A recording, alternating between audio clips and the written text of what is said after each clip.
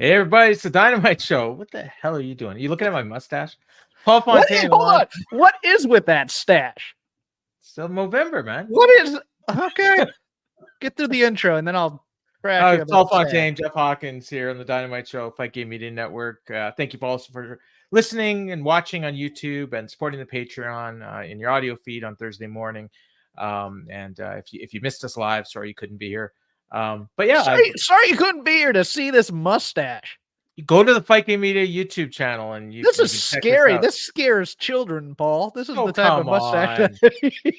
It's I'm trying to think of who it reminds me of.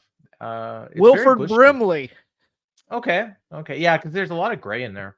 There is. Yeah, unfortunately. No, I was getting sick of the beard, and then I figured, well, I'll leave the mustache until the end of the month. I shaved off about a week and a half of hair all over me because I like being smooth and clean. Yeah. I was yesterday. Now it's coming back again. You grew a mustache overnight? Oh, okay. No. I'm like Scott Hall. He used to grow those things every day. It looks like a poodle died on your face. Oh, come on. Yeah, you know what? We're going to drive numbers to this YouTube channel, man. It's going to be a roast. The roast of Paul Fontaine. There you go. Come go. on. Yeah. Well, hey, you guys, you roasted Tony Khan and AEW on the weekend. I heard you on the Boom. What? Unfortunately, James was sick. No, I'm just kidding. You weren't that bad on them, but I guess you got some complaints. Oh, people. Look, and I explained them. People have an emotional connection to AEW, and people who critique it are tending to be, well, you're just trying to bring them down. I'm like, no, I'm not trying to bring them down. You want them to be better. I want them to be better. Yes. Yeah, I could probably not mock them as much as I could, but yeah, this is my brand. We got two mysteries in AEW right now, and we're going to talk about both of them tonight as we go through this show. Sometimes we riff a bit at the beginning of the show and talk about whatever's going on, but you were on the Boom and you hit all the big topics, and a couple of them we'll talk about tonight over the body of this Dynamite review. And then if we got time at the end, we'll just do a quick little Full Gear preview, because if you didn't know, the pay-per-view is this Sunday. 3 days, right? Saturday. It's Saturday. It's not Saturday. Sunday. Yeah, I knew it was Saturday. Like, I don't know why I said Sunday, because I said 3 days, which Friday, Saturday. It's Thursday, very Friday, weird because I'm flying out on Saturday morning, and I won't be here for that, but I may be going to watch it in a movie theater. That's what I heard you say. That's kind of cool. I wish I could do that. But we'll see. I do the Fight TV gimmick now, so I get it for like $21. Oh, that's not bad. No. I'm gonna have to do the Kevin Ely deal with the Amazon tokens. Like, I don't know. You know what? I'm probably gonna get some tokens now because I'm ordering a lot of stuff on Fight. So one day I'll probably just look at my balance and be like, hey, I got a free pay-per-view. But so tonight was the go home show. I mean, there's 4 hours of AEW on Friday night. And one of those hours is a countdown show, and there's like 3 matches announced for the 3 hours of live TV. But Tony Khan's gonna make announcements on Twitter in the next 2 days. All you have to do is say Tony Khan's going to make announcements on Twitter, and everybody will believe you. Well, he will. I mean, yes, he always does. Yeah, and but we can probably guess what the matches are going to be. Although, who knows? We got to spend too much time guessing on some other stuff. So, but hold on. Well, before we get into that, I mean, in terms of he'll announce matches for the throwaway TV on Friday. Although it might be people going all the way to Inglewood for a show on Friday and Saturday for those tapings. He might put on a show for them, for the people who aren't on the pay-per-view. That might be a very interesting. Both those shows might be very interesting. Although all the matches I guess 2 of the matches they've announced so far are involving people that are on the pay-per-view. Yeah, but we have Garcia and Miro. Right, but we have Tony in a tune-up match against Emi Sakura. Jesus. Yeah, labeled as such. And then we've got gonna tune her up a little bit, possibly. We got the 2 world champions teaming up in another match, or the TBS and the world champion. Do you think that the ROH tag team title match is going to be the only match on 0 Hour? No. Okay. I can guess at what some of the other ones are going to be. Honestly, I'm pretty sure we're going to get the Kingdom against Darius Martin and Action Andretti, because they kind of set that up on Collision. and probably some others. Probably a Roddy Strong match, and probably some sort of women's match. Athena. Athena Okay. Starks against the Renegade Twins. I'm calling it. Actually, you know what? Yeah, I could see the Athena Starks gimmick will be over. Yeah, for sure. And Tony has wanted to put them in the tag team, and I imagine they're going to be facing each other at Final Battle. And Billy Starks will probably win. Question overall for the pay-per-view. Yeah, because it's something I'm still debating. And Kevin, very gracious host for this jackass. Like I said, he's smooth jazz. I'm a morning zoo sidekick. I get it. Does the Devil make his appearance here, or does he wait for Nassau? If you would have asked me, or do we get an appearance and then he unmasks at Nassau? Either ones are real. If you would have asked me this question a week ago, I would have said it's going to happen at Full Gear. But I'm leaning towards Nassau because I just feel like they've kind of changed a bit of direction, and we'll talk about that a little bit as we go through the show. And I think the way they've changed direction, it feels like they're trying to lead you down different paths. And I feel like 3 days from now is too soon to end all this. So I feel like if there's if there are more than one devil, or even if there's not, if Max is the devil, he's revealing himself at Nassau. That would make sense, but I don't think he is because I don't think he is for the first time Excalibur actually said the devil might be MJF. So Excalibur saying that pretty much tells us it's not MJF. I like my ghost face theory, but that's a little bit too. Yeah. But yeah, okay, no, that's fair. And Jay White pretty much said you're the devil, so I mean, to me, that's definite red herring territory right there. So I don't think it's him, but I mean, he could be behind it, because I will also say, listening to that promo again tonight at the end, he was laying it on so thick, very thick. Yeah. Okay, good. You picked up on that too. Yeah. It felt very, very thick. Now that could just be him trying to be a sincere babyface. But I have an idea. Yeah. And actually, let's talk about this now. Okay. All right. Tony says he's signing a talent. What is it? That's respected by all the fans, et cetera, et cetera, et cetera. Oh. And it's at the Forum. The site of Tony Khan's greatest humiliation at the hands of MJF. Oh my God. Okay. I thought you were going one way, and now I know where you're going.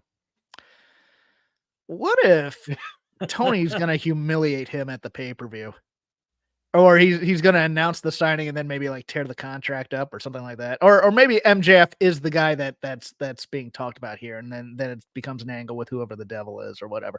I'm hoping Tony Khan isn't actively involved in that angle, but there are pieces of me that are starting to get that little twinge that he might be. A lot of Tony. We are. Yeah. Sometimes not even announced. They didn't even announce that collision thing. He just showed up. I mean, look, Mercedes is a great pick for it. Don't get me wrong. Mercedes would be a huge pick and would fit and would be one of the few not disappointing. It can't be Ospreay. It can't be any of the WWE releases. I don't think, unless Ospreay, Andrew Zarian, because he's under contract until February.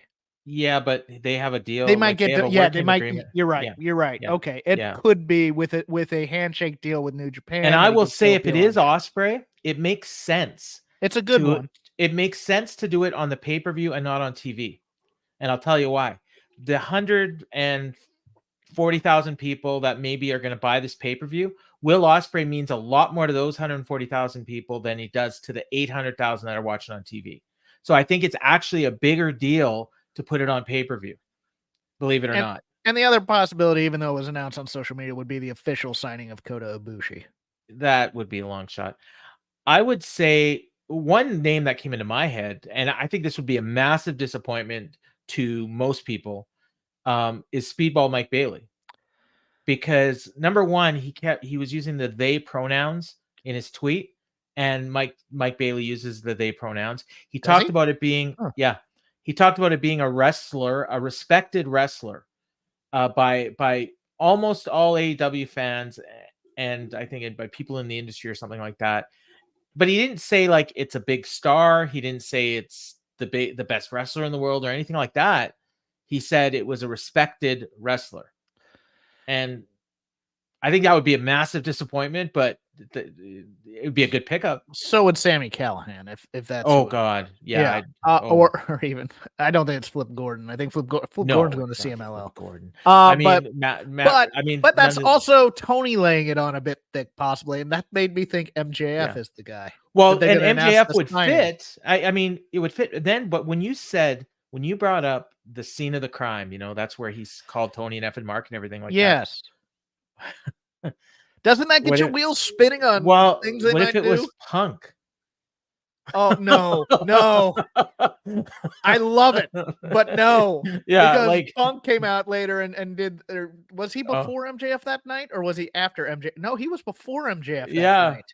And I would love that, dude. Yeah, but I don't think it will be. But that's where I thought you were going. I am absolutely here for CM Punk being the devil or any part of this.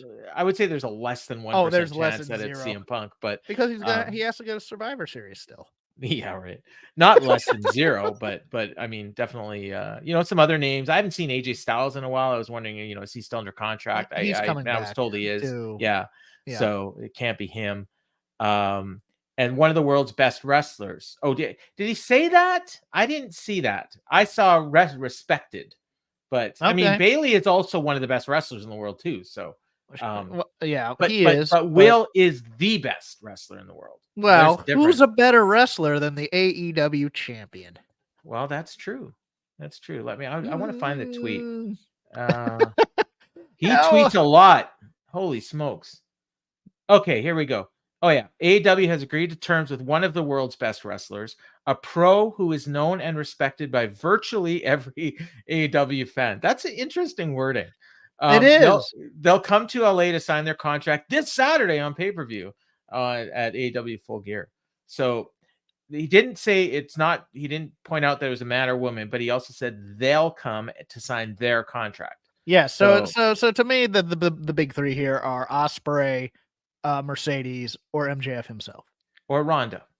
No, Ronda's not respected by the AEW. Well, that's what I said, and then I was told, "Oh, but he's a promoter." I agree. I don't think Ronda fits the description of respected. Hell no. Yeah, I don't believe so. But I mean, that would be a good pickup. That's the only signing I might actively disdain. You know what the first name I thought of when I kind of glossed over this and didn't dissect it like the Zapruder film? Chris Hero? No, Goldberg. Goldberg wouldn't be the worst choice here either, but I don't think he has the respect of the AEW. Well, unless I saw that respect word. Yeah, that's the big one. Yeah, but that would have been a good pickup too. I'm not even sure AEW fans necessarily respect Mercedes. I think they might. I think they like to think they do. Well, okay. Until she shows up in I can be convinced on that one. Until she shows up in quarter 6 of Dynamite, and and everyone decides to go to the and she makes some weird insider reference when she's cutting a promo on Britt or something. Yeah. Oh, Matt likes my mustache. So there you go. Okay, I didn't. Fight it, Jeff. Okay, let's get into this show. And we'll talk a little bit. We'll talk a little bit more about all these mysteries. Fight it, Jeff.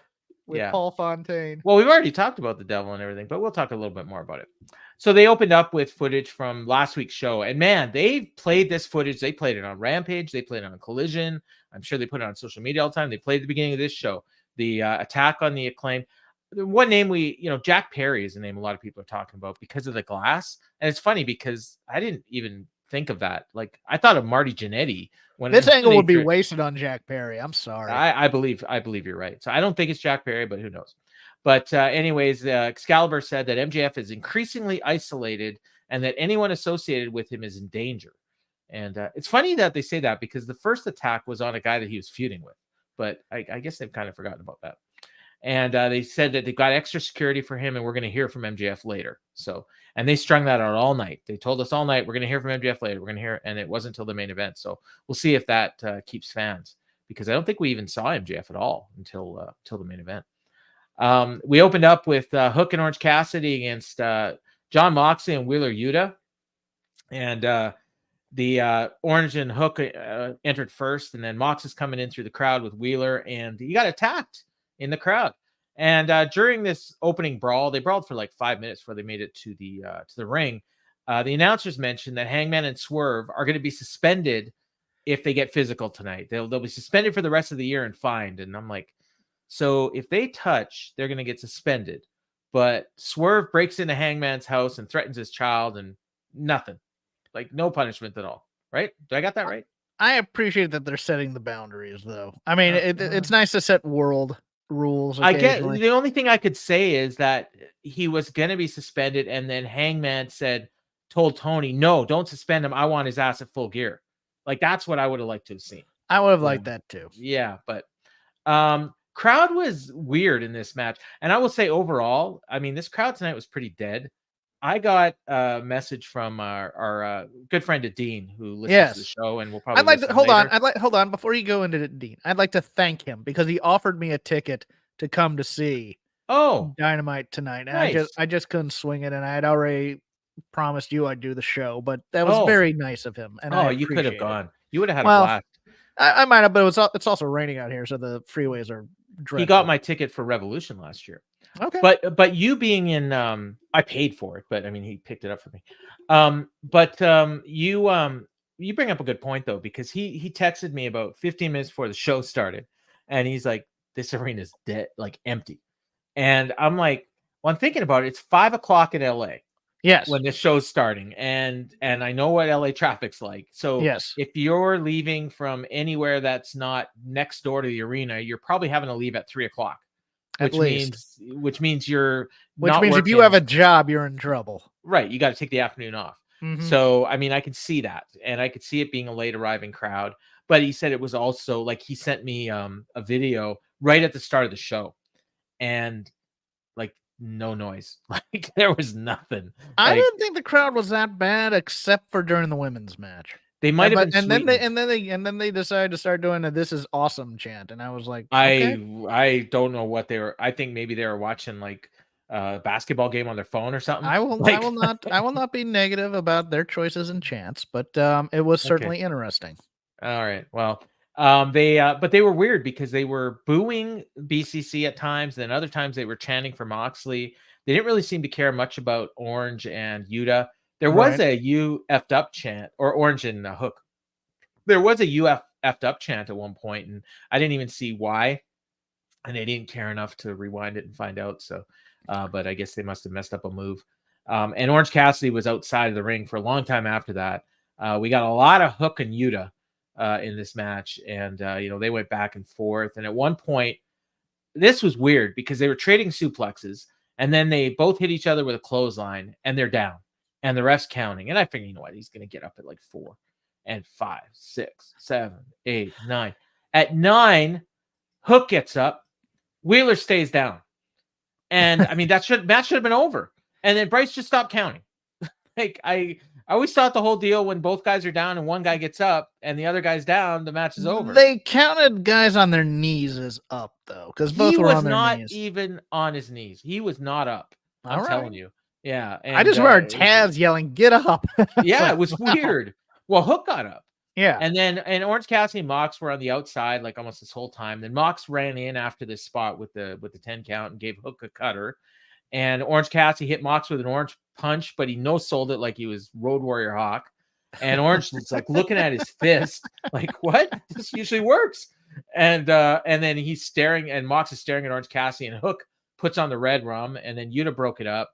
And then Mox just kind of brushes off Hook, hits him with a Death Rider. Yuta puts on the seatbelt and gets the win. And just like easy. Like Hook's just a job guy now.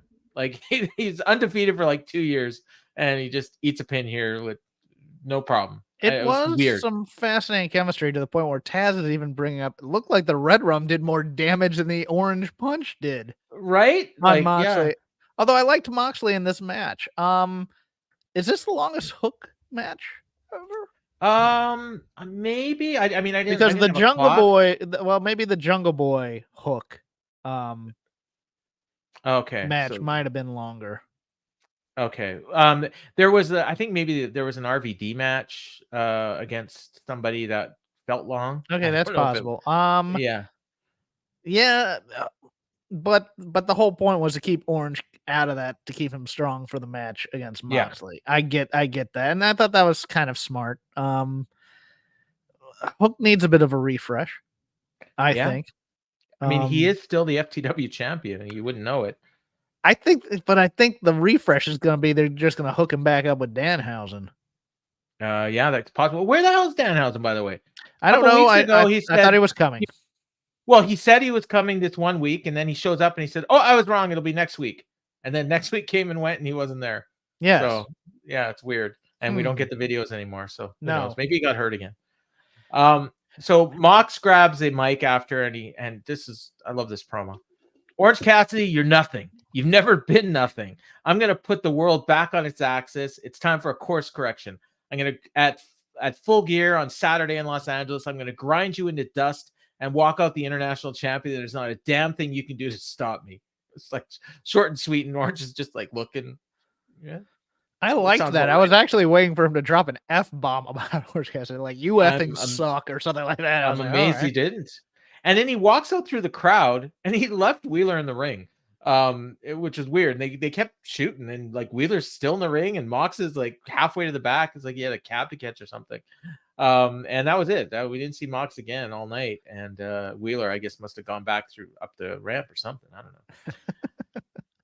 We got a little video of the Golden Dragons of Dojima arriving, and it was Kenny Omega, Paul Wight, Chris Jericho, and Kota Ibushi, all dressed up in suits. They look like a dime store version of Evolution, walking through this parking lot. And I don't know. I was hoping for a Little Green Bag by the George Baker selection, like the beginning of Reservoir Dogs, or Stuck in the Middle with You. Yeah. Why not? Yeah, but it's corporate synergy. It's the video game. Jericho must have really liked that suit. He wore it. He and Paul Wight both wore their suits to the ring, and we'll get to Paul Wight. Low key, rolling over in his grave. I kept thinking it was Mankind every time they showed Jericho. First time I ever thought Jericho looked like Mankind, but with the suit and the tie and the wild hair. So Tony Schiavone's in the ring, and he's there to talk about the Texas Death Match, and he calls out Swerve and Hangman, reminds us that they're not allowed to touch. And if there's an attack, they're both going to be suspended for the rest of the year, and the match at Full Gear is called off. And so they introduce Swerve, and his music starts. Whose house? Swerve's house. And the fans are going nuts for Swerve. This valiant babyface that just broke into someone's house and threatened his kid, and the crowd loves him. And Hangman comes out, and they were muted, and I heard some boos. Because everybody wanted to do the Nana dance. Well, that's it. And when he brought up the Nana dance, people popped. And but I will say, by the end of this promo, Hangman got the crowd behind him. But I was like wondering, like, man, this could be interesting on Saturday, because if these fans are booing Hangman at the pay-per-view, it's gonna be worse, I think. But so they get in each other's faces, and Swerve is like smirking at him. And then Tony says, "How can you justify what you just did?" And Hangman grabs the mic. He says, "I'm going to answer for him. Why did Swerve go into my house? Because you're a coward, a fraud, and a phony. You're a worthless waste of human life. You're a dumbass, and you're even dumber today than you were 2 years ago when you got your dumbass fired." I didn't like that line, because I don't like reminding them that he got fired from WWE. But he said, "Did he get fired, or did he ask for his release?" He got fired. Okay. He definitely got fired. Yeah. "You told me 2 months ago you wanted to be the world champ, but I don't think you have it in you. You can't cut it. You're not the man you think you are. It's the reason your fiance left you." A lot of that going on in AEW. "And your kids won't talk to you. Look at me. You're the one who wanted to make this personal. You're a coward. You don't surround yourself with family and friends. You surround yourself with yes man. You don't realize this, but Nana's using you. He does his funny little dance, and he sells his t-shirts, and the crowd pops for that, and Nana does his dance. And he says, Nana makes his living off your back, and when the show's over, he takes his money and goes to the parking lot and buys weed from a high school kid. And then he looks at Nana and he says, I'm going to beat your ass, and I'm going to steal your weed. And the fans start chanting, steal your weed. And then he screams, Swerve, look at me. You're not a man, you're a child. I worked with kids for a long time and taught them a lot of lessons. This Saturday, I teach you the last lesson of your pathetic life. You should have never, ever come into my house. We don't need lawyers or cops. I'm your judge, your jury, and your executioner. I'm going to take you to spend an eternity at Swerve's house at the bottom of hell. And then that's when the fans started chanting cowboy shit, and he starts to leave, but then he stops and comes back and he says, one last thing I forgot to mention. You and I aren't allowed to lay hands on each other. Well, Nana, they didn't say shit about us. And then he attacks Nana. I was waiting for that. And Swerve's just standing there like he can't do anything. And then eventually the security shows up. One of the security guards looked very familiar.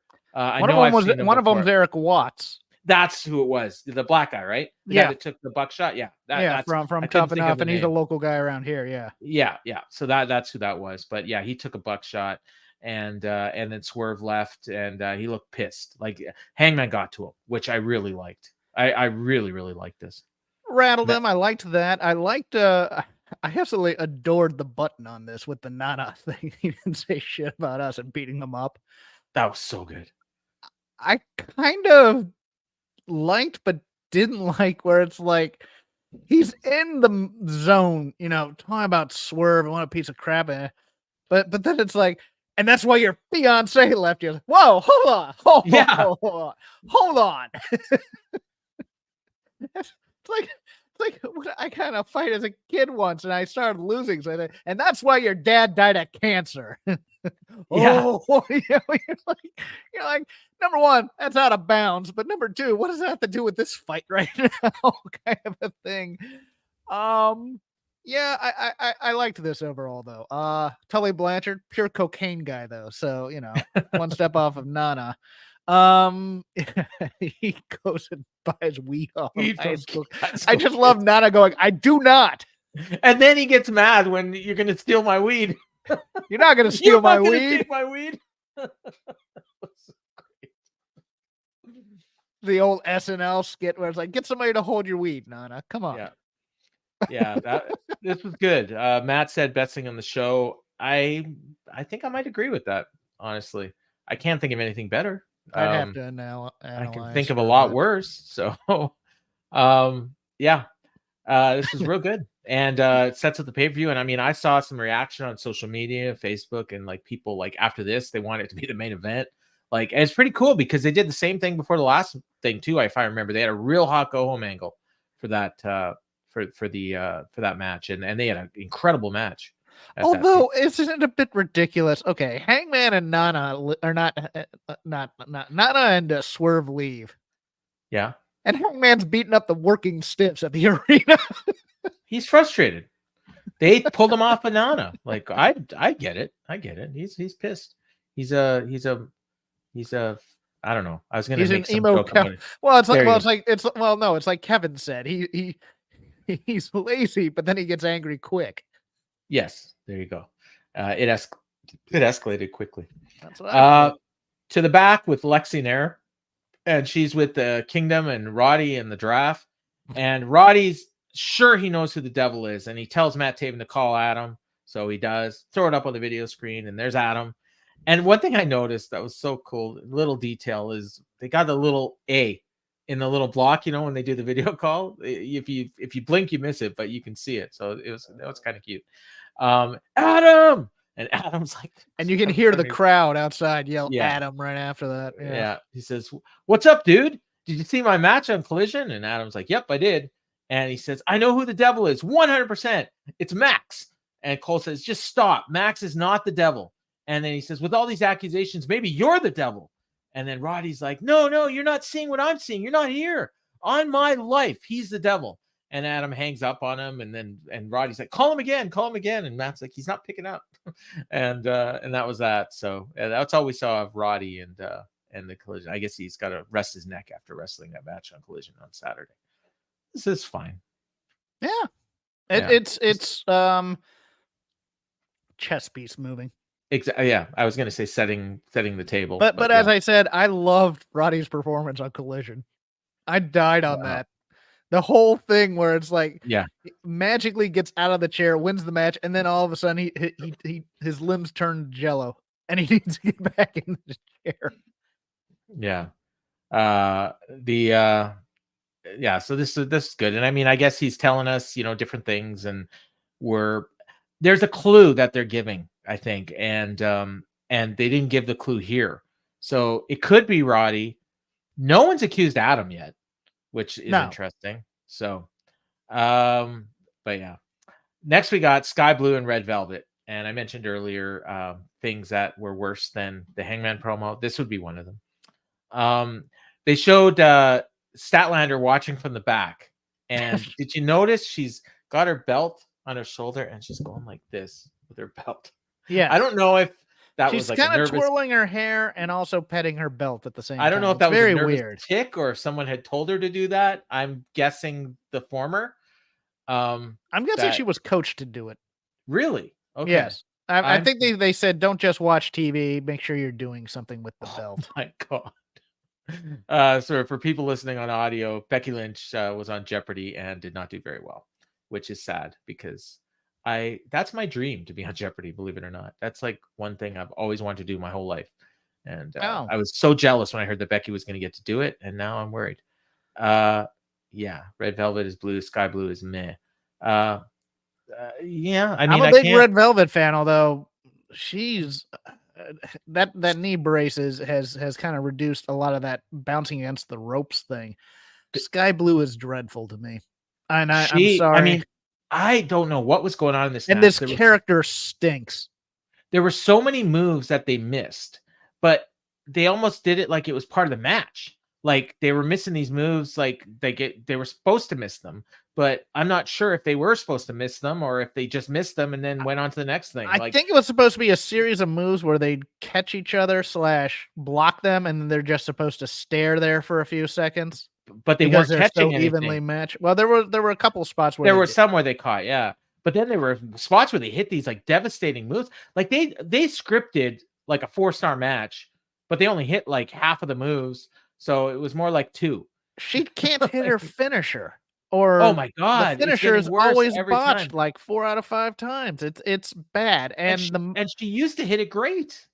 And some of her other moves someone's gonna try and convince me it's a character move because of her mopiness and stuff. No. I don't think it is. And it's just the mopey stuff is killing her right now. She had this one move that she used to always hit that I never saw anyone else do.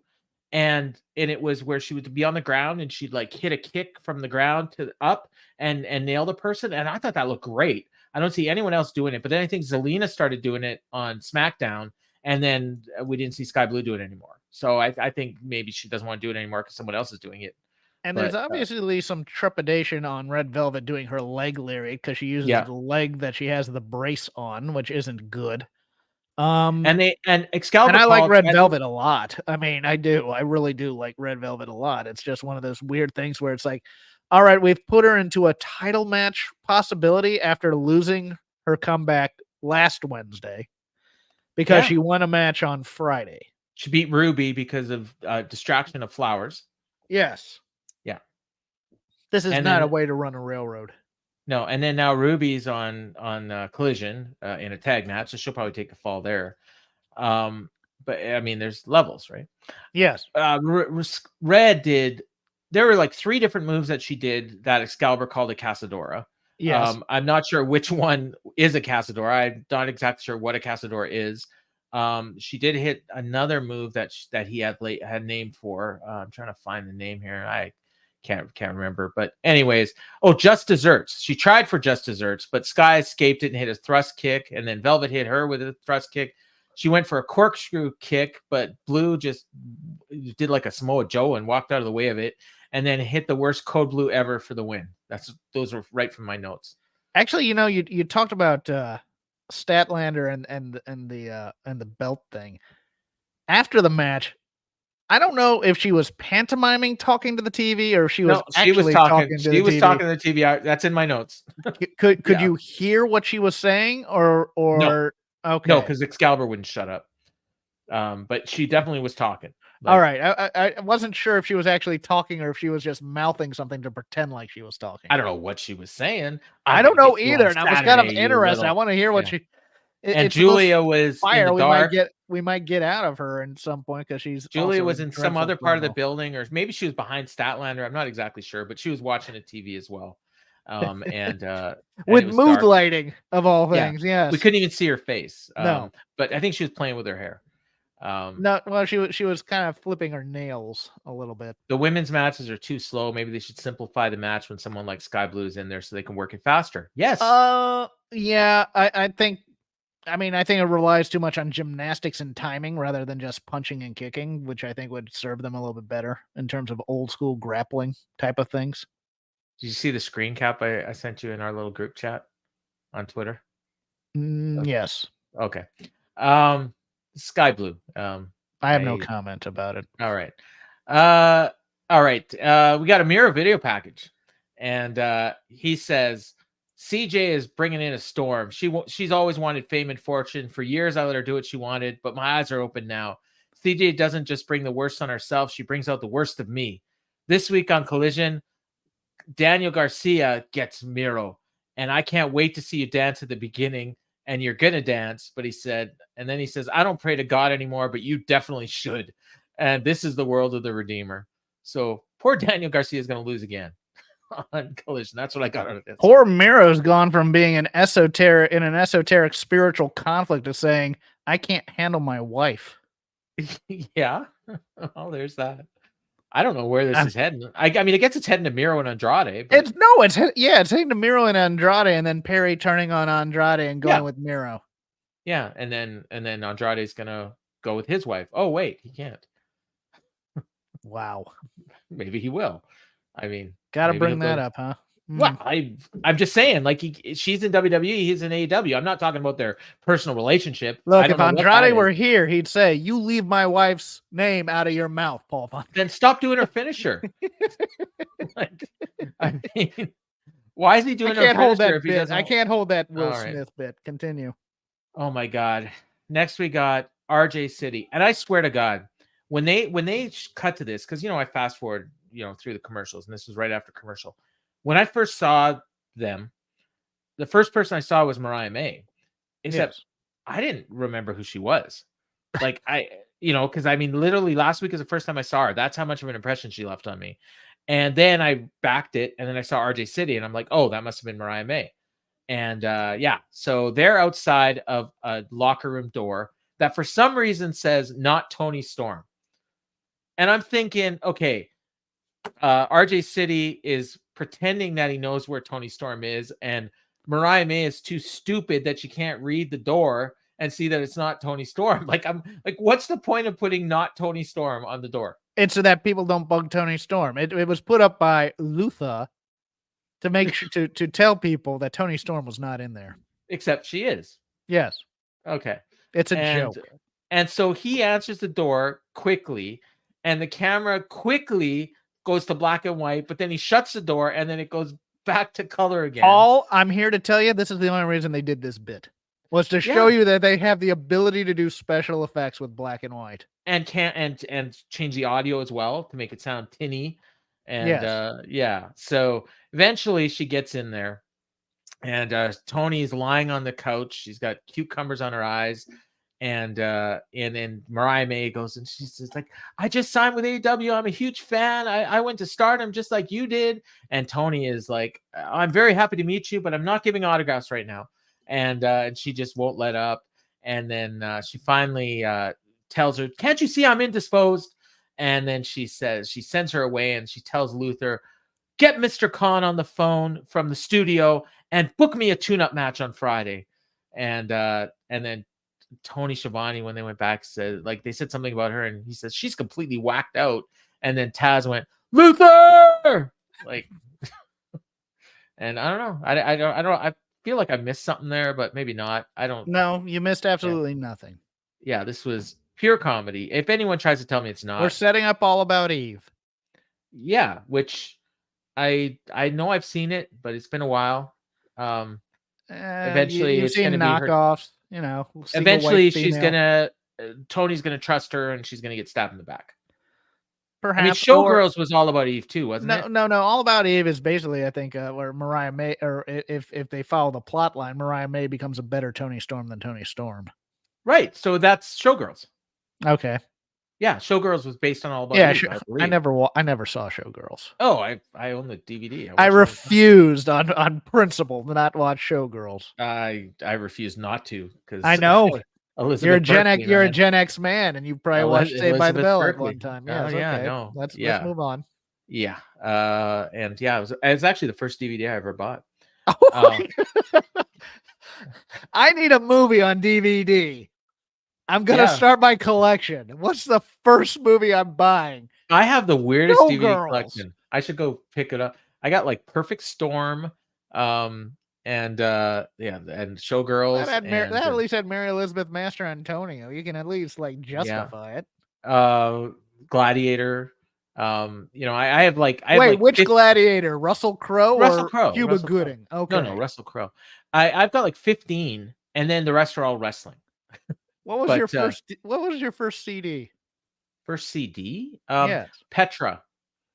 It was their greatest. God hits. Gave rock and roll to you? No, it was a greatest hit. Striper, it was like a 10 DVD, 10 CD set.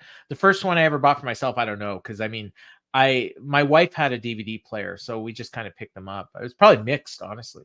My first record was Glass Houses. Oh no, I get that. No, I was talking about like when you went from like cassettes to CD. I just yeah, Petra was that. Definitely I bought Phil Collins' No Jacket Required and Public Enemy. It Takes a Nation $1 million to hold us back. Krista Berg, Spanish Train. It was definitely one of the first ones I bought. Okay. Yeah, because I own that on 8-track, on vinyl, on every form of it. Get back to the wrestling, you dorks. All right, let's go. All right, Samoa Joe versus someone. I wrote, and then we later found out it was John Cruz, and he had a big bushy gray beard. I've seen John Cruz before. I know. Hold up. We have to pause for Jason's comment here. There's no such thing as accidental Steve Winwood. What? Oh, he's just trying to pop you son of a bitch. Oh, you got me. Oh, you hooked me in. Public Enemy's a good one, yeah. John Cruz is Serpentico. Oh, okay. Wow. Okay. So, and we have seen him on like TV before too. I could be on Jeopardy too with that kind of yeah. And beat Becky Lynch. Actually, he got a little more offense than you would expect. But he had the best. Best. Yes. Miss on Joe, where he looks at him and shrugs his shoulders and hits the mat. That is an absolute fantastic bit. And I goes to the top rope, gets set for a dive, and Joe's standing there, and then he does his dive, and Joe just walks away. And he shrugs as he hits the ground. Yeah. And if Joe doesn't put like $200 in his locker for that one. Yeah, that was awesome. That was fantastic. Yeah, and then he just takes him down with a lariat, put on the coquina clutch, and got the tap quickly. And he grabs a mic and he says, "My name is Samoa Joe," and the fans chanted, "Joe, Joe, Joe. I come from Southern California." A huge pop. Huntington Beach. So I guess he's a baby face. He said, "So MJF, since you're in my hood, once again I extend my offer of friendship. Trust me, the time is limited, Max, because you're gonna find out whether you have my friendship or not. I'm Samoa Joe, and I'm inevitable." And I was like, is Ace Austin coming out to interrupt him or something? Like I've never heard him call himself inevitable. I don't know if you have, but yeah, I don't know. Not much to this. Maybe the guy who was using it before isn't using it anymore. Ace Austin? Yes. Maybe he signed with the AEW. Maybe he's the guy that's going to show up on Sunday. On Saturday. I don't care. I just want more Joe on my TV. Yeah, no, a Joe squash match, that's good television. You people tell me that squash matches are bad, but I'm here to tell you it makes guys bigger stars. It absolutely does. It absolutely does. We got 2 of them on this show. All right, they replayed the video from Collision of Tony Khan announcing the Continental Classic, and we haven't talked about this yet. You talked about it on Saturday. I talked about it with Kevin. Yes, I made with my Kevin, or Monday, I should say. So Continental Classic, for those that don't know, I can't imagine any of you watching. It's watered down orange juice and 2-day-old bagels that are served in hotel lobbies. Oh no, that's continental breakfast. Please continue. Right. No, this is a watered down G1. That was smooth. I enjoyed that. Thank you. But instead of wrestling 5 times a week, they're going to wrestle once a week for 5 weeks. And so two leagues, not pools, not blocks, 2 leagues of 6, and we're gonna have league finals, and then we're gonna have the finals of the tournament with the 2 league champions facing each other. It's like, I don't know what Tony's fascination with leagues is, but I guess it's because he comes from the soccer world or football. Yeah, so we only know one competitor in this tournament so far. It's Bryan Danielson, who is taped from head to toe. He's a zombie. It's a walking corpse. Yes. Yeah, and he's got a big match at the Tokyo Dome, but figures he 5 days. 5 days after the finals of this thing. Yeah, he ain't making it. I'm sorry. He's gonna be out like halfway through this tournament. Because he might not make the finals. That's true. If it's me, I put Hangman and Swerve in this tournament, and they make the finals. Oh, you think you're getting the creme de la creme? Oh, you think it's going to be Danielson? I think we're getting like Trent and the 11 Dwarfs. Maybe. I mean, it's possible. I mean, oh my God, Trent just had a hell of a match on. He's fine. Friday with. I have no Shingo. interest. Now, I watched. Look, can I reiterate my criticisms of this in case people didn't listen to the boom? Who's he, Sam? He pulled out a WrestleCade. Danielson. Danielson was pulled out of WrestleCade. Okay. I don't know how slapped together this was in terms of planning, because Gedo spends all year meticulously plotting out this G1 of his to set up future storylines and angles for the entire year of his wrestling. You ain't getting that on this one. No offense, the matches are going to be good. The matches are going to be very, very good. Number 2, the name is stupid. Oh yeah. Yeah. Call it the Bryan Danielson Invitational Classic or something, and just have him A1? And like the Canadian wrestler A1. Well, I don't know. Or like the steak sauce. No, but just, this is Bryan Danielson's tournament, and he's invited 11 of his greatest competitors or whatever to wrestle in, How about the All Elite Classic? I'm cool with that. I'm cool with whatever. And what is the prize? We don't know. A laurel, the winner of the first. I think they might have said there's a trophy. Ooh, the Continental Cup. I believe. Continental Cup. Maybe I made that up, but I feel like I might have heard that. Maybe someone was just speculating it, but I feel like I heard that somewhere. A gift certificate to Sizzler. Oh God. So you don't think? I think it's going to be like. I think it's a title shot. It should be a title shot. Yeah, I think it's gonna be fairly big names, like not the top name, like no champions. But if you're not a champion and you're on TV a lot, you're probably in this tournament. So like that's why I said Swerve and Hangman, Miro, Andrade, maybe Kenny, Mox or Orange, whichever one of them doesn't win the belt. Cesaro's in this thing. Well, see, if Cesaro's in it, then Mox isn't, because you would not want two people in BCC in the same pool, the same league. You would want them in different leagues. So and you're gonna have you have to have some Callis family members. Yeah, so Hobbs should be in here. Maybe Takeshita. I mean, Fletcher seems like a guy that would be in here and lose most of his matches. So Luke Gallows. Isn't he in WWE? Bad Luck Fale. I think I'm naming people from New Japan G1s that I watched that just by day 3 you're like, I don't want to watch this show. What am I doing? Danhausen should be in here, actually. Oh, as the Yano? No. Yeah. Maybe. Yeah. I don't know. Yeah, you get a week off. No, because then the crying would come from all the people who are looking so forward to this tournament, because they don't cry when Yano wrestles. Yes, they do. Oh, do they? Oh, the Voices of Wrestling people a few years back were all like, why is Yano in this tournament? Why is Yano in this tournament? To give everyone a week off. That's why. Yes, but that's not what they want. They want to see these guys kill each other every night. No, Matt, they're not bringing in Yano because Yano's in the World Tag League and he's tagging with Tomohiro Ishii. Probable Hall of Famer Tomohiro. That is appointment television for me, man. Like, starting on November 20th until December 10th, I'm gonna be watching that freaking World Tag League every day. If I'm in a bad mood next week, you're not on the show, so you won't see it. But you might listen later. But I'm gonna be in a bad mood because I'm gonna be tired from all the wrestling I'll be watching. So good. I'll warn Here people for your now. snark. Someone has to make up for my absence. So I would imagine I think the tournament starts next week. Yes, it does. And we haven't announced anybody. One person.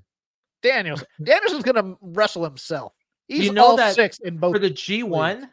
they announce, I think they have Dominion, which Yes. is June 4th or June 6th, and the G1 starts on July 18th.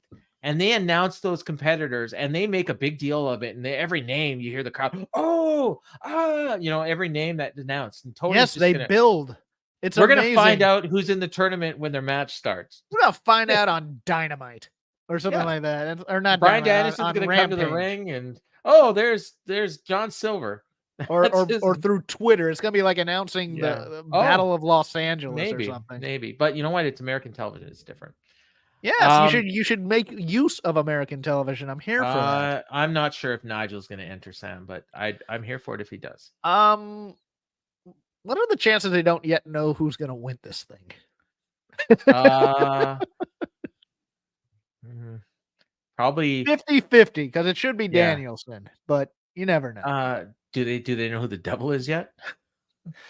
I'm not sure. Do they know who the Yeah. minions are? Because I think they rotate those too. Oh no, those. I mean, whoever they are, that's not who they were. I mean, Yes. because we've clearly had different people. Maybe there's 2 sets. All right. Next we got Penta and Commander against the Young Bucks, and I think if you're looking at the description of this show on YouTube, it might have said Penta and Vikingo, because I mean they announced this on Twitter, and I didn't know, and I was doing it from memory, but I don't think it matters. No offense, but I mean, Commander was playing Vikingo today. yeah, like it doesn't matter. This match was Other weird. luchador. That's not Ray Phoenix. This match, yeah, I mean, they even said it on Twitter. It was because Ray Phoenix is injured and unavailable that Penta recruited the services of Commander to team with him. So they had a match, and it started out kind of, I don't know, kind of slow, rough. I don't know the right word, but after the commercial break, they kind of picked up, and they did some insane moves, like some stuff I've never seen before. Like Penta was doing stuff where he would be like standing in the ring holding one of the Bucks, and Commander would do a jump off the rope and then do another jump off the Buck's back onto the other Buck. And I mean, these were like just some wild moves. Best match, Matt says it was his best match. I mean, I don't even know what I think of this match. Like, I gave it a good rating, but it was just I don't really weird. view Commander as doing matches. I view him as doing stunts. You know, Yeah, it's like it was a great performance. Yes. I mean, I didn't at any point until they did the very end of the match did I ever get the sense that anybody was actually trying to win a match. No. Like It was, what thing can we do? What okay, how can Commander jump off the top rope on us this way? Okay. But there were, like, I mean, don't get me wrong, the stuff was great, and it no, was I entertaining. enjoyed The this fans match. loved it. I enjoyed Yeah. this match a lot. Not as much Yeah. as the aforementioned Vikingo and Commander versus FTR, but That match was fun. Yes. You know, this was different, and the prevailing thing in this whole thing was the Bucks are subtly becoming heels, and they did a couple of heel Kicking a guy in the nuts is that subtle. Well, no. I mean, through the match they were being subtle, and then at the end they were just flat out heels. Yes. Until Matt signed a kid's sneaker shoes on their way out the door. Yes. Yeah. But no, I mean they were just doing subtle little things, like, you know, and they even did some miscommunication where they banged into each other. Yeah, they shook hands and then super kicked them. Yeah. So yeah, that was the finish. They shook hands, they super kicked, and then they did the double kicks to the groin. Nick hit them with kicks to the groin while Matt had the ref distracted. Right. And then Nick hit a Judas effect on Commander. And then they did the BT trigger. I liked that. I like that touch. Yeah. But then, of course, they had to play to the crowd for the BT trigger. So, yeah. You know, but I mean, you weren't going to get these fans to boo the Bucks no matter what. They're not heels to themselves. They're the heroes of their own story. So, yeah, exactly. Go for the cheers. Yeah. And then, you know, on the way out, so they signed the autograph. And then after the match, Lexi was with them in the back and asked why they cheated in their hometown. And then he said, sources tell us the Young Bucks don't care about the rules. And so I think he's playing off like the Observer message board or something. He's playing. This is all of this. I think was still a little needling of or going heavy into the Punk lore, because remember, it was also it was Jericho calling him kid that set him off. Yeah, that's right. And he did it again here. The because Ryan and I, my in the clinch partner, Ryan Frederick, were arguing in the Discord, and I said, because he said, "Oh, I hear the Bucks are going heel," and I said, "Well, I watched a TV show, and I think they already have." And then he's like, "Well, they haven't officially gone heel." So I thought maybe this was addressing that, because he's basically almost telling us, "Yeah, we're officially heels now." But Kenny interrupts them, and he says, "Is that how you want to do it?" And then Matt says, "Hey, this is the best version of us," and that's also something I think Brian Alvarez said. The best version of the Bucks is heels. And then Nick says, "Hey, our heat isn't with you, it's with Jericho." And then Jericho shows up, and he's still wearing his suit. I pointed out, and they all start arguing, and then Jericho finally leaves, and he says, "See you later, kids." And then that was enough for Matt, and he attacked him, and Kenny's screaming at them, and security all gets in there, and they broke it all up, and yeah, it was chaos. But setting up the match on Saturday. I'm gonna completely skip the show on Saturday, and I'm gonna go to the pay-per-view channel on Sunday, and the show's not gonna be there. No, Golden Jets and the Young Bucks on Saturday. I absolutely, and look, I've buried them before, so now I got to give flowers. I absolutely adored the interplay with the Young Bucks and Kenny Omega about. Yeah. Look at how you had your greatest success. Implying it was with Don Callis and during his heel run as champ. So they're setting I it up. think the Bucks are joining the Callis family. I do. I think Could the be. Bucks join the Callis family on Sunday. If they're not the Devil's minions. True. Yeah. Or that would require Kenny being a part of it too. So that'd be interesting. But I think. I mean, see, it's weird because I keep thinking Jericho or Omega could both join Callis, and Callis is trying to kill them both.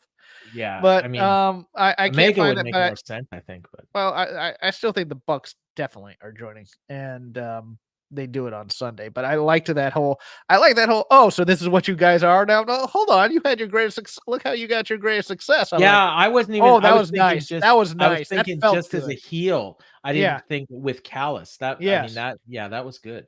Yeah, no, I really liked that a lot. So maybe we'll see Callis, at ringside at some point. In this I think he's getting involved in this match. Yeah. Well, if he's doing commentary, Takeshita, screwdriver, something. Yeah. If he's doing commentary, that's your cue that something's going to happen. We got a promo for All In, so we're going to be seeing these for the next 8 months. Yep. And I did note that Swerve was on the pick this time, so he wasn't in that press release that they released of all their big stars, but he was in this pick. No MJF, and the only woman on the poster was Toni Storm. So no Britt, no Statlander, no Saraya, even though it's in the UK. Just Toni. That was the only woman they put on their poster for this one. So I'm sure it means nothing. I found it very interesting when I think it was when the Continental Classic was introduced at first, and Tony Khan says we've had our and he was leading up to the Bryan Danielson will be at All In. Made sure to in the list of injured people they did clips of both Jamie Hayter and Pac. Oh, okay. Which is interesting because it's almost teasing. Yes, they will be back in time for All In. We hope. Of a thing. Yeah, we hope. I mean, because they were on the promotional stuff for the first All In, both those. Yes, people. They were. Yeah, and of course they didn't make it. Now Tony's promising that Danielson's going to be at All In, and that's pretty optimistic. But I mean, if I can see Danielson go through 5 matches in a row without getting hurt, then I'll feel better about his prospects of making it to All In. But we'll see. Of course I want him there, don't get me wrong. So you know how I fast forward through the entrances, right? So you've said this 3 times already. Yes, I know you do. Yeah. So I fast forwarded. I saw the guns coming out, so I fast forward the entrance, and I see them hitting the 310 to Yuma on their opponents. So I have to rewind to see what was going on. And I mean, there was no match. They mentioned I saw 2 people. I didn't know who they were. They called one of them Jacoby, and then they mentioned that Peter Avalon had been thrown to the outside. Yes, so it was Peter. It was Peter Avalon and Jacoby Watts. Another Watts? Yes. Oh wow. Okay. Peter Avalon, of course, famously part of the librarian gimmick with. Peter Avalon's local, and I think Jacoby Watts is from the Northeast. Okay, there you go. So Jacoby took the 310 to Yuma. Yes. And then Guns did a promo. It's basically the same promo they cut every week. Juice threw Jacoby out of the ring. He said, "This was 2-on-2, Max. Imagine what happens on the pay-per-view when it's 2-on-1. Your friends are gone, and those ROH titles are about to be gone as well." And then Austin grabbed the mic and did his catchphrase, "Guns up." And I just noted that Austin sounds exactly like his dad when he says, "We got 2 words for you." Like, I mean, it's uncanny. Yeah, that was that. So just short and sweet. Guns, I think they got to win those tag team titles. I think MJF's gonna defend these titles by himself, and I'll tell you why. Because he did this promo at the end of the show where he talked about all the people that he brings into his life end up getting hurt. So I think he's going to want to defend the titles by himself because he doesn't want anyone else to get hurt. And that's going to be his downfall. He's going to lose the belts. All right, I'll give you another possibility is that the Devil and his minions beat down Joe. That's possible, yeah. Like, so he can't help. Right. When are they going to do it? Pre-show. Or they do the whole thing. Well, earlier today when Joe got to the building, he got attacked, yeah. Yes. Austin said the F word. I missed that. It must have been off camera, or off mic, but it was loud enough that Matt heard it. I missed it, but I may have been fast forwarding at some point. In what context? I don't know. Matt will hopefully fill you in. Well, thank you. We got a Wardlow video package. He's training in the ring. He's growing his hair out. He looks good, actually. He looks like he looks just jacked. And he says, "Max, your time is running out. The days of the devil ruling over this company are coming to an end. As God is my witness, I'm going to make the devil my bitch." And then the promo ended with the devil on the screen. Now, I think that is a clue. When we see the devil, that's telling us that the person that's not the devil, or it's telling you this is part of the devil. And I'm not sure which. But there are clues. Like we've seen it with Adam Cole, we've seen it with MJF, and now we've seen it with Wardlow. Wardlow was the guy under the in the black who threw Bowens or threw Max through the glass window. Yeah. Now that doesn't necessarily mean he's going to be one of the guys. No, because I mean the 3 other people look like they were probably the Kingdom. Yeah, on that one, but he wasn't a part of the first one. It didn't look like Wardlow. No. It was all smaller guys. Right. I think Cole was one of them the first time, and I think Roddy was one of them. Roddy was definitely one of them because he had a neck brace on over the thing. Right before he did the guns up line, he yelled something to the crowd. Okay. No, we believe you, Matt. I just didn't hear it. So yeah, I think this is a clue, but I'm not sure what the clue means. That's what I'm saying. But good. I hope it all pays off. Or maybe it's just random. Yeah. It's the same footage every single time too. Like it's like, so I don't think you can read anything into that. Yeah. So yeah, we're getting somewhere soon, hopefully. The like a dragon guided street fight. I think that's the name of it. Omega, Jericho, Paul Wight, and Kota Ibushi against Hobbs, Fletcher, Brian Cage, and Takeshita. And as you mentioned earlier, Jericho and Paul Wight were both wearing their suits. And Callis was on commentary. They did crowd shots, and I saw a dude in a Winnipeg Jets jersey. They showed him on camera a couple times. I was pretty impressed with that in Ontario, California. I was really happy with that. Jason thinks all those devils might be associated with Tony Khan. Who knows? We talked about that earlier. Yeah. So yeah, this match was, I don't know.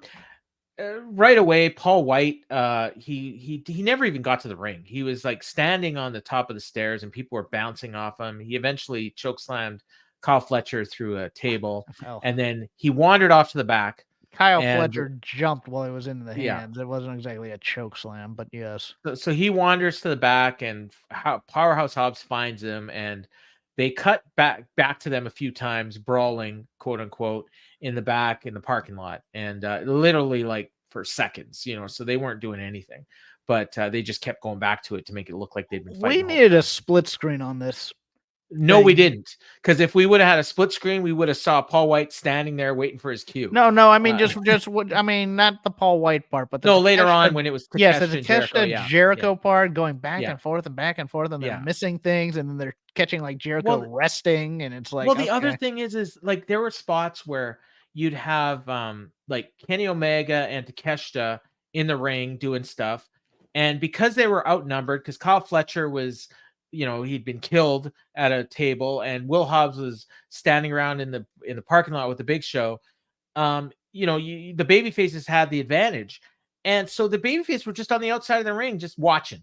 Like this is a street fight, and they're just watching. And then there was a lot of that because Kota was doing that a lot when Kenny was getting the crap beat out of him in the ring. I'm standing there, And then at one point. I noticed there was a 2-on-1. They had the Golden Lovers were 2-on-1ing with somebody, and then all of a sudden, like, I'm just looking and I see Jericho on the outside and he's brawling with Cage, and Omega's in there with I guess it was Takeshita, and I'm like, where the hell is Kota Ibushi? And I'm like watching, I can't see him anywhere. Like, he just disappeared, and I even tweeted out that he disappeared. And then the next thing you know, there he is on the top of the ramp on a bicycle. So he decided to leave the ring in the middle of a street fight and went to the back to find a bike. And no, the bike was at the top of the ramp. I saw it when they came out. It was part of the plunder. But he was gone. It's a street fight, and sometimes bicycles are on the street. Well, there's bikes in the video game too. Oh, are there? There was video game footage that was playing during the match. That was the other thing. Whenever they'd get close to the thing, you could see people walking around behind. And it was like, who is that? And it's like, is that Tony Khan? And it's like, no, these are video game characters just wandering around. Right. No, I mean, yeah. So anyways, Kota rides down the ramp very slowly because, I mean, he's on a bike and he's in his wrestling gear. We've decided to do DDT in the middle. And he's got a poster, and I'm almost positive he hit Jericho first. I can't remember who it was. Then he goes and he hits, I think it was Kyle Fletcher, maybe Kyle is still dead, so it might have been Takeshita. And then he goes around the corner of the ring, and Brian Cage just levels him off this bike with a clothesline. I howled at that. Yeah, and then now the bike was a weapon. And so a couple of people got hurt. Like that brain buster on there didn't look like it was easy to take. They did and Kota had like just these like skid marks on the back from the. And Tony Schiavone said, "Oh, the chains on the bike, they do a lot of damage." And the pedal, and Taz brought up the pedals, I believe. Oh, yes. The most egregious thing in this match was there were no knee pads over blue jeans, but yes, No, and Jericho's fighting in his suit the whole time, and eventually lost the jacket, but he's still got he's got his tie. So with a white shirt, he looked like Mankind. And so eventually, Jericho and Takeshita are brawling in the concession area, and then Hobbs deliberately he body slammed Big Show onto the hood of a car. But I've been checking all night to make sure Paul Wight's okay, because that was not a flat. He hit the edge of that car, but he didn't even over. They said he did it onto the windshield, but the windshield didn't even. Windshield. He barely hit the windshield. The windshield didn't even it did not break. Like, it didn't even crack. Like, and then he just slid off the car. It looked like he took a bad bump off the car onto the ground too. And then they went back to the ring, and they're showing Hobbs was out there for at least 10 minutes. Just every time they went back to there, he was just standing over Big Show. Like, nothing. Like, I don't know what he was doing. And I'm like, why doesn't he go back and help his friends? Like, or pin Big Show? Like, it's a street fight, right? Like, falls down anywhere. Like, he never once tried to pin him. He just stood over. And it was bizarre. So eventually he makes it back to the ring. Jericho makes it back to the ring. And then basically there's a match, and then Jericho's getting all this offense on Hobbs. He had a code breaker on him. Cage hit an F5 on Jericho, or I think he's got a different name for it. And then Omega took Cage down with a clothesline. It did a snapdragon on Omega by Kyle Fletcher. And I noted here that Fletcher was busted open. Then Ibushi and Fletcher were brawling on the apron. Fletcher gave him a jumping tombstone through a bunch of chairs that were set up to look like a table at ringside. And Fletcher was selling it worse than Ibushi was. I don't think he had knee pads on under there. Yeah, I mean, that look. I mean, he took I the don't brunt of know. that on his knees, and I was kind of like, "What are you doing, kid?" Yeah, Okay. no. Then they're back in the ring, and you've got Omega and Jericho double teaming Hobbs, and they eventually tied him with tape to the ring ropes, which I believe they did to Jericho about a month ago.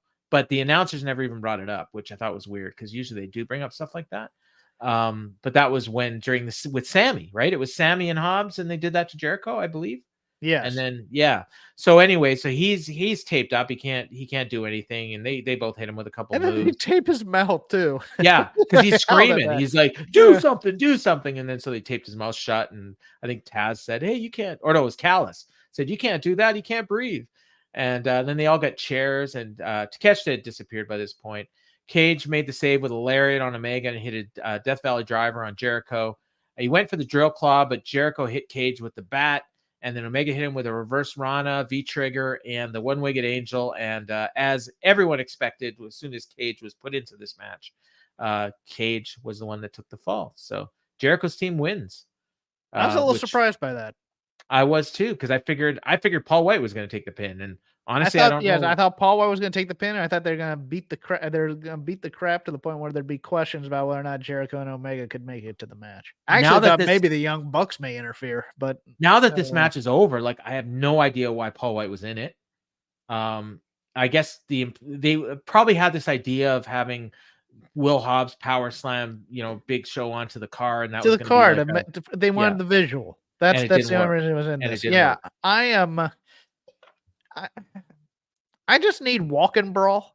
Really, I don't need the set pieces all that much, and these things are getting fancier and fancier, and it ruins the flow of the street fight. Like again, I'll bring it up again. The Kota Ibushi just kind of walking around the ring and looking inside as Kenny Omega is getting beat up by two guys was ridiculous. It's after we saw that insane like Bucks match.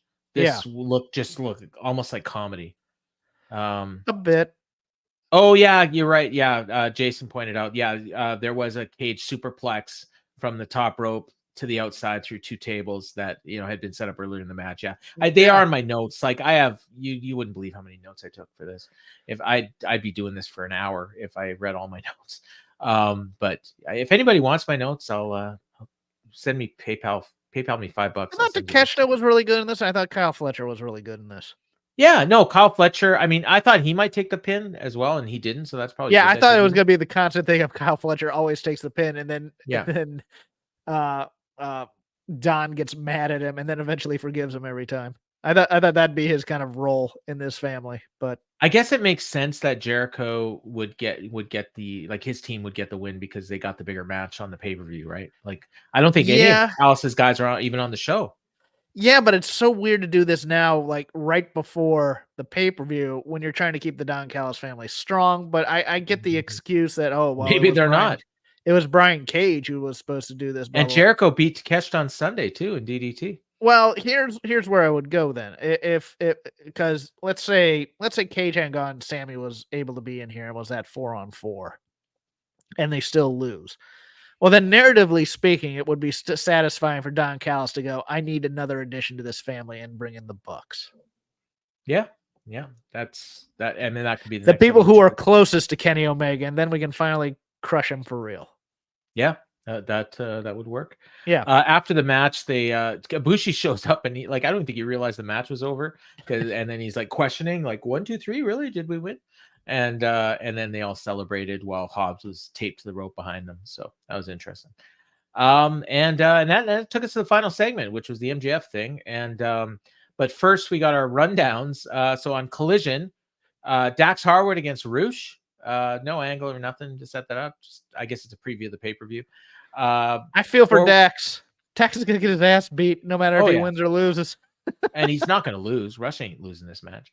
Saraya and Ruby against Hikaru Shida and Chris Statlander. So we got the two champions teaming, and Miro and Daniel Garcia. And then on Rampage, it's gonna be live right after Collision. We will hear from MJF. We will hear from Jay White. Both of them are going to be interviewed by Renee separately. Tony Storm and Sakara in a tune-up match, and Tony Khan will announce more matches. And that took us to MJF. and he comes to the ring, and he's not like playing to the crowd like he usually does. He's like, he tells, cut the mic, cut the song. Like he's wants to do a promo from his heart. So he crowd's super into him, and he looks kind of choked up, and there's a bunch of protection at ringside. And he says, after last week, no matter how hard I try to outrun my past, it gets the better of me. Every time I open myself up and let someone in, these people get hurt. Sometimes I feel cursed. What I have to say to the Acclaimed is the same thing I said to Adam Cole. And I'm sorry you got caught up in my crosshairs. I'm sorry you got hurt, and I hope you feel better. And he's like trying to be sincere here. And he says, all I've ever wanted to be is a world champion. I spent my entire life working to make it a reality, and I'm proud to say I made it to the mountaintop. But that mountaintop is not all glitz and glam. Up here, the air is thin. It's daunting and lonely. And as I look down, I see men climbing this mountain with the intention of shoving me off the top. And I'm man enough to admit that I'm afraid. I could lose everything I've worked for in the blink of an eye. But most of all, I'm afraid I'm going to let you people down. And the fans all chanted, he's our scumbag. And he says, the old me would have tucked his tail and ran. I'm about done letting my past dictate my future and my present. I'm afraid, but I'm not willing to quit or give up my spot. And you better send a whole damn army to send my ass down. And the fans start chanting MJF. And so before we get to Jay White, anything about this promo other than the fact that we talked about earlier, he laid it on super really thick. laying it on thick. And it's one of those things where it makes you think if he's behind it somehow, then this is just the, oh, I'm so sorry you got caught in my crosshairs, but I did this to you kind of a thing. I could see that turn, and I'd love it. But I think we're setting up to try and take everything away from MJF at some point, but with the devil and it angle. could be, I mean, oh God, this Tony Khan thing won't go away. Right. Did I say hardwood? Yes, you did. Oh, did I just kept moving. Okay. And then so Jay White comes out and he says, the promo wasn't over yet. He said, Jay White, November 17th, you've been walking around with a title you haven't earned. You have a shot to take my spot, and I don't think you can. I don't think anyone can, California, because my name is Maxwell Jacob Friedman, and I'm better than you, and you know it. And a message to the man who stole my devil mask, who hired those goons. I'm going to find out who you are, and when I do, there will be hell to pay. So, yeah. That was kind of interesting too, right? Like he's either like the biggest babyface in the world, or he is the biggest douchebag in the world. And I mean, and he's kind of told us all along. So, it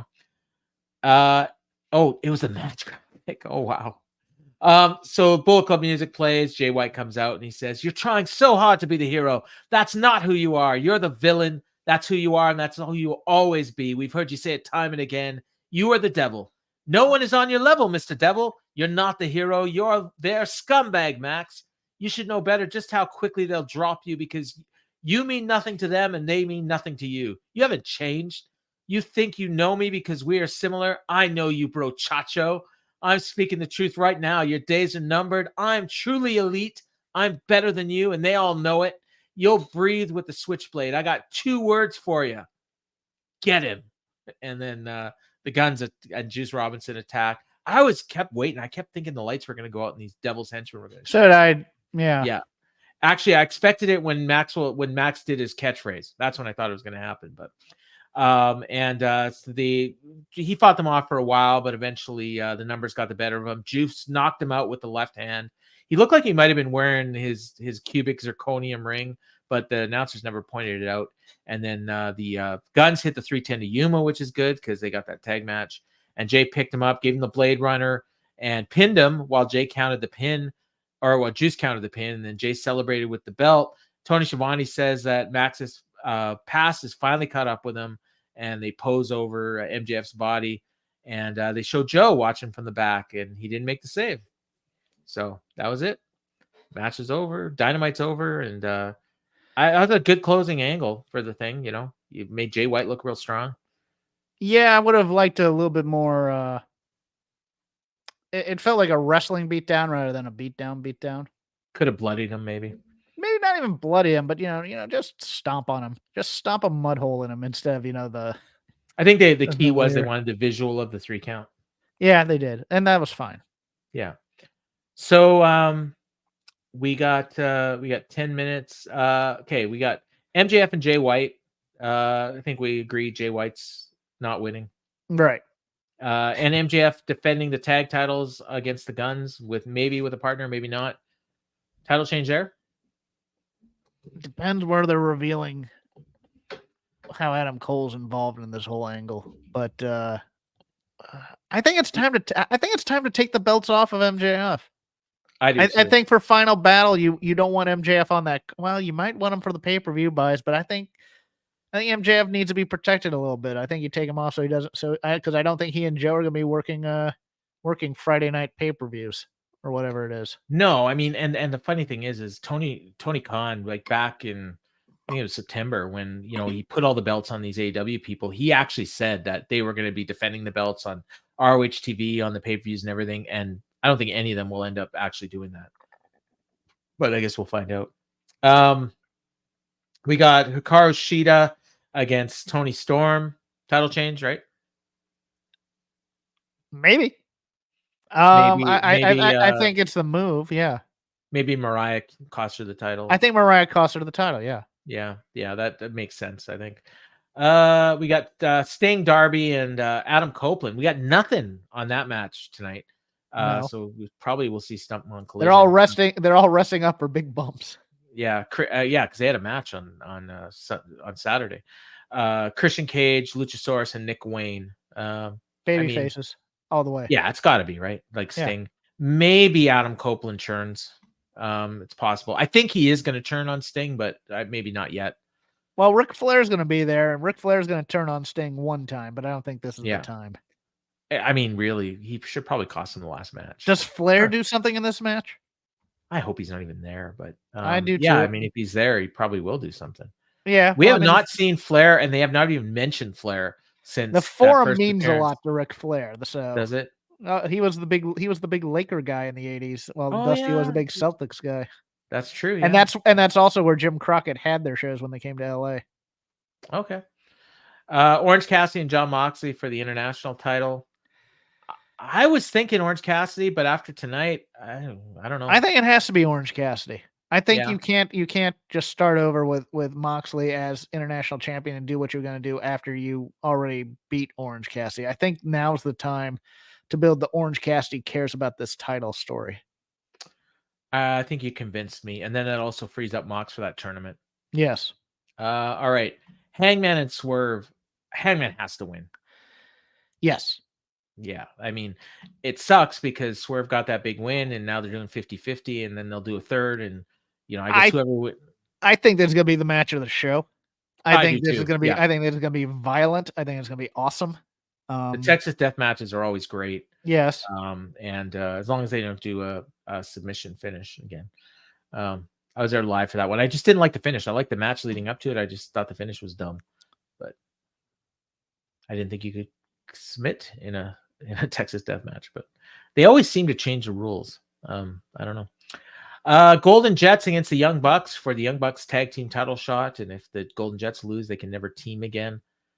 I don't see any reason why the Golden Jets ever need to team again. So I think they can lose. This is still something that even on Monday's show, I was vexed about because I could see the way that either of these teams win this match, but I think it also depends on who wins that 4-way for the world title, for the world tag titles. Because I still don't think it's time to take the belts off of Ricky Starks and Big Bill just yet, but I could see them hot-shotting them onto Los Ingobernables just for the hell of it. And so if Bill and well, there's also the possibility House of Black wins the titles, and then or House of Black, like I could see them pulling a Judgment Day thing here in AEW and giving Julia Hart the women's title and giving the House of Black the tag titles. You know what I think is going to happen? I'm going to call this right now. We're all thinking about the Bucks joining the Callis family and this and that and the other thing. I think Jericho's going to get pinned, and they're just going to shake hands and be friends when the match is over. God, that would suck so bad. All Friends Wrestling. See, I can see that. I can see that. If Bill and Starks are retaining, then Jericho and Omega have to win. Yeah, because that's a great match, right? Yeah. Although unless the Bucks come out of this as baby faces, then them against Big Bill and Yeah. would be good too. The other thing is, another reason why you want Big Bill to have the belt, because the next pay-per-view is in Long Island, and he's from Long Island, I Yes. believe. Yeah. Yeah. So went to NYU. Yeah. Yeah. And that whole thing he used to do with Enzo, right? Yeah, just but listen to him talk. it's interesting. I mean, but I think somehow it's not the end of the story for Jericho and Omega, and this will increase the Bucks' willingness to act up and act out. So I think we're different. We're differing on this one. Then you're calling for the Jets, and I'm calling for the Bucks.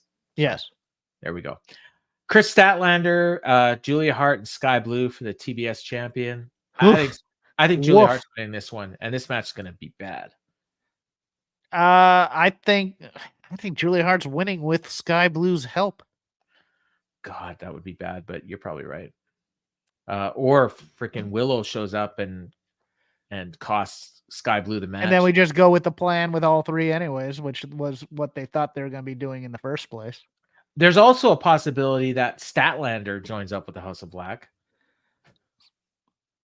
She needs something in terms of personality. She's the only one they haven't actually teased it, so it would be a swerve. Oh God, don't do that to me. Yeah. Yeah, I think Chris Statlander loses this title. All right. Yeah, I think so too, and I think probably to Julia. And then Ricky Starks and Big Bill defending the tag team titles against LFI, FTR, and the Kings of the Black Throne. I am tired of the multi-team defenses. I really am, Paul. I mean, it's every pay-per-view, and it's like, just give me a straight-up tag match. I'm calling for Starks and Bill to retain, even though I am too. Part of me thinks if they don't, I think House of Black wins. But okay, I say if they don't, it's going to be LFI or okay. I just like the idea of the House of Black all having belts, but I guess Buddy wouldn't have a belt. They had the trios titles. That's true. And then, oh God. Oh no, I don't want the House of Black winning. I don't want. We did the best of 7 with the trios titles, didn't we? Can you imagine House Rules? No, the best of 7. Oh no, that was Penta and yeah, that was those guys. But man, if they win the belts, you might bring. I don't want House Rules with these tag titles. No sir. No thank Julia Hart can do it with the TBS belt. House Rules. The house always wins. What was this? Oh, yeah. Someone just pointed out to me that This Is Awesome chants came right after Sky Blue and Julia Hart, or Sky Blue and Red Velvet missed their kicks. Yes. Yeah. So that's it. Unless they add anything. I mean, that sounds like a pretty full card. Are we not missing something? Matches? No, that was the whole lineup. Huh. Unless there's something that isn't official yet. I mean, the other thing is someone's going to sign a contract. So who's going to sign a contract? What's your final pick? You got one pick. Final pick. Oh, I hate you. I'll give you one. Okay. Oh, you want me to go first? Okay. Yes, you said you had one. All right. MJF. I'm going with MJF too. I think it's MJF. Okay. All right. And I think it's all an angle by Tony. Well, I hope it's not an angle by Tony, but that would or be Tony's something. Involved. I don't know if Tony's going to be the main character. Because Tony, I mean, he is the guy, and then they can say, you know what, he signed a contract, and he's going to be appearing at World's End on Long Island. I think here we go. That I'm going to make a big. I'm going to do the Babe Ruth pointing at the sign. Okay. Tony tears up the contract and says, "Your last match is in Nassau in December." Oh, World's End, and then I'm done with you, MJF. Oh. Okay, I don't think that's going to happen, but I'm here for it. No, I just think he's going to sign him, and he's going to be all happy, and they're going to smile. I honestly think it might be Mercedes, but I still think Mercedes is going back to the WWE. Yeah, I just if I was her, that's where I'd go. That's where I'd go as well. Yeah, but you know what? Maybe that'll be what they need to turn this division around. But not just her; they got to change what they're doing too. All right, Jeff, we'll be watching. I know Kevin is going to be doing a post show. I don't know who's doing it with him. I originally said no because I thought I had UFC to watch, but UFC is doing an afternoon show. So, I mean, it could be me, but whoever it is, tune into this YouTube channel on Saturday after the show, probably about 20 minutes after the show ends, and there'll be a post show here, and it'll be in your audio feed on Sunday morning. Jeff, you'll be away next week. Yes. I have someone who said that they were likely going to do it, but they haven't officially confirmed yet, so I can't say who it is yet. But we'll get somebody to fill your Just shoes. like Tony doing the last second booking. It's not. I mean, I could show you. When did he answer me last? It was November 9th. So that was last Thursday. But he said he just has to check his plans. I'm looking forward to the show, and of course, they will then clamor for that person to replace me, as is often the case. But that's okay. Not going to happen. Not Let going to happen. Let me get my plugs in then. If I never see you guys again, you can all follow me on X at CrapGame13. Bad jokes. I say good morning, get paid every day because you should always get paid. I do a show called Shake Them Ropes on the Voices of Wrestling podcasting network with Chris Novembrino, who pays absolutely no attention to news of the wrestling variety. So I have to inform him of such things. This week we will be doing our own, what's the name of this show? Full Gear preview, and also the build to War Games. For those of you in the States, happy Thanksgiving. Speaking of preview, I neglected to Yes. remember, and Samantha reminded me. Her and Mel, and maybe guests, who knows, will be doing a pre-show on Saturday morning / afternoon, depending on where you are, I believe. I think it starts at 11 Eastern, but Sam can, or no, it's 1 Eastern. Sam can correct me if I'm wrong. And they'll do a pre-show, and we'll probably have more news than we had tonight. So I would definitely check that out. And I might even be able to watch it, because usually when they do their shows, it's Sundays and I'm at church. So this time maybe I'll watch the show. If we go to the movie theater, I will give you the full movie theater breakdown of how that is. I would love that, because I was right, 1 p.m. on Eastern on Saturday, because I would love to go see one of these in a movie theater just for the experience. So yeah, it's that'll be Saturday at 1 p.m. Eastern. Sam is confirmed for the Power Bombshells pre-show. I think that'll show up on your audio feed as well, so you can check that out. And I will be back here. If I don't do the post show with Kevin, I will be back on Wednesday with the In the Clinch with Ryan Frederick, and then Jeff and I, or not Jeff and I will be back next week with somebody to do the Dynamite show. If you don't have anybody, let me know. I'll find a way. No, it might be Scott Edwards. That's okay. who I asked. But we'll see. Hopefully he's available. Yeah, so that's it. Jeff, I'll talk to you after Full Gear. Have a happy Thanksgiving. Everybody out there, have a safe travels if you're traveling. And we'll talk to you and see you next week. So for Jeff, I'm Paul. This has been the Dynamite Show.